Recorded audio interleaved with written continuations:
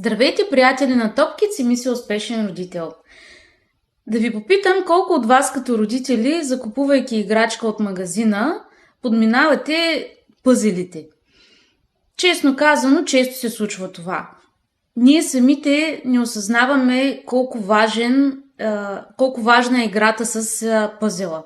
Казваме си, какво, нали? Ще наредим един пъзел, ще направим картинката и на детето ще му омръзне.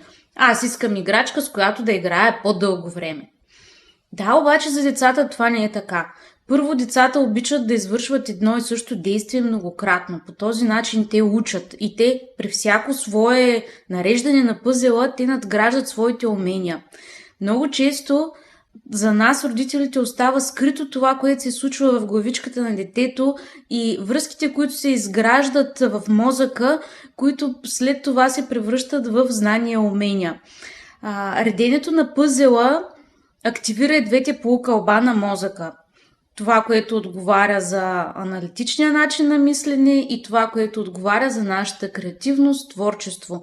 Така детето развива своя потенциал хармонично, а повече за силата на пъзела може да научите в нашата тема, която сме разработили за вас, и видеото ни, което се казва "Как реденето на пъзел при децата се отразява на решението на проблеми при възрастните". И да, може да ви е много странно, но реденето на пъзел е също като разрешаване на проблем, когато сме възрастни. Не случайно използваме репликата "Наредих пъзела".